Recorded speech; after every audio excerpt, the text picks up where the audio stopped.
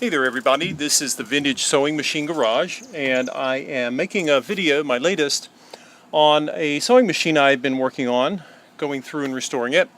What you're looking at is a Modernage straight stitch sewing machine.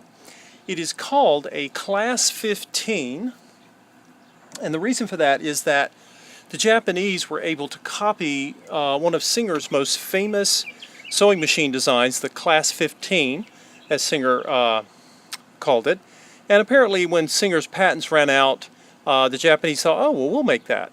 And you know it's a Class 15, of course, you've heard me say this many times, because the tension dial is on the left side, facing the side, not the front, where you often see tension dials. This machine is, it says precision built, made in Japan. Very often these machines were, sometimes you'll see the term deluxe used quite a lot. But in the 1950s, the Japanese were trying to get into the sewing machine market, which was still dominated by Singer, and as well as some of the European brands, and even the White Company. And so there were maybe a half dozen companies in Japan that made sewing machines. Soryu was one, Maruzen, Toyota was another. And one of the things they did was they began to develop a reputation for quality. This machine is all metal, it's all steel, and the reason you see Modernage, there were lots of private labeling was going on, because the Japanese companies did not have, their names were not well known, and if they had tried to sell machines under their own names, they wouldn't have sold, because there was a bias or a prejudice against Japanese manufactured products. Because before the Second World War, things made in Japan were not always known to be high quality. But in any case, the main companies, the European companies as well as Singer, tended to use neutral colors. And even when Singer stopped using black and started using lighter colors, they were beige, and off-whites. But the Japanese wanted to get attention, and so you often see them in these brilliant colors. This machine is in particularly good shape, and its paint is very shiny. And what that told me is this machine spent most of its life probably not even with the benefit of a table, probably in a carrying case, which means it was sort of hermetically sealed. This machine was relatively quick to restore. I went through the machine the way I do every machine, but it was not frozen. I have a new belt that I put on, and I've gone through and, like I say, I've cleaned the motor's commutator, and I have lubed and greased everything, and she works beautifully. She has a very simple stitch length controller here on the front. There's a bobbin winder on the front as well, and it's one of the simplest machines you'll ever go to thread. So for those of you who need strong machine, you do not need zigzag, and that's actually a good majority of you. This would make a great machine for you.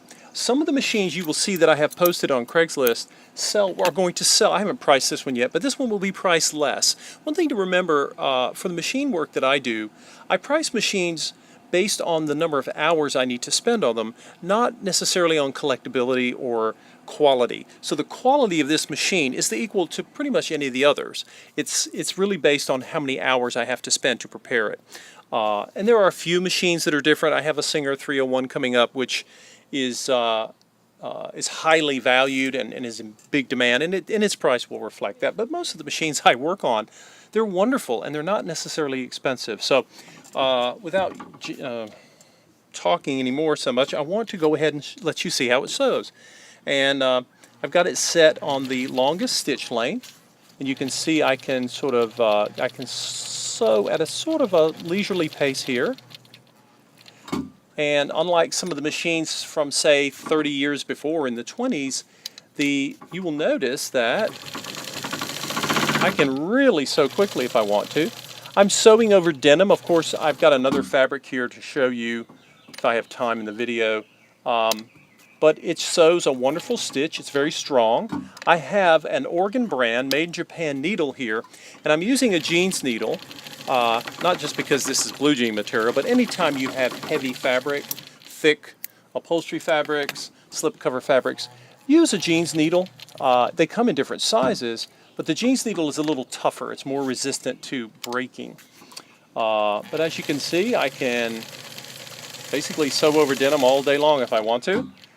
This machine is incredibly easy to maintain.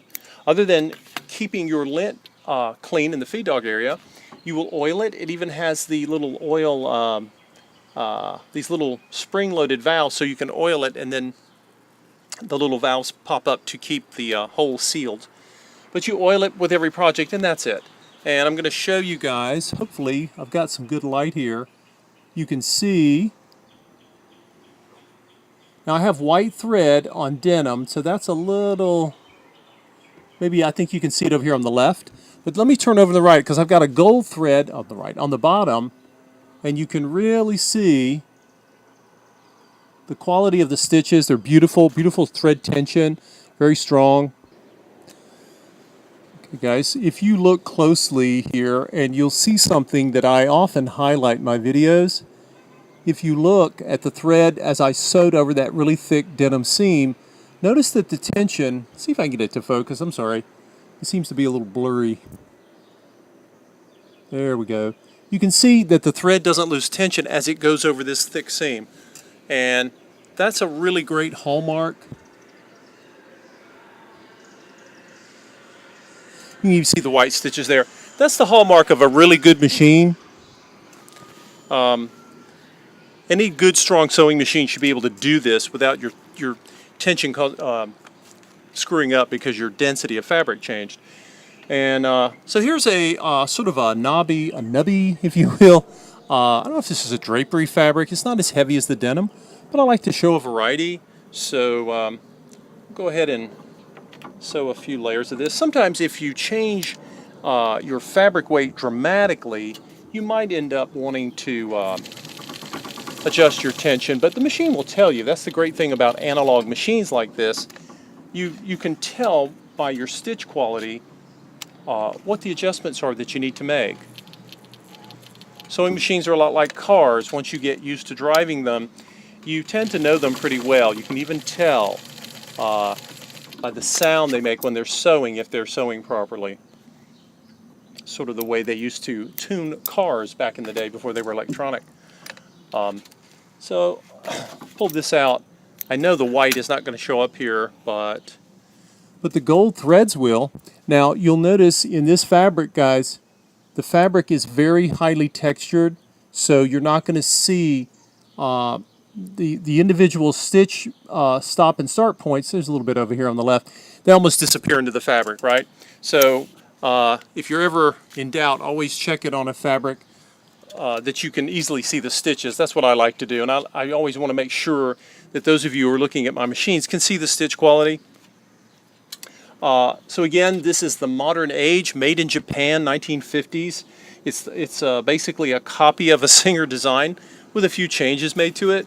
And the paint, it has a real excuse me, gloss and shine to it, which tells me I can tell a lot about where a machine was stored over its lifetime. It even has gold pinstripes. So for those of you who want, this is at least a 1 amp motor, very powerful.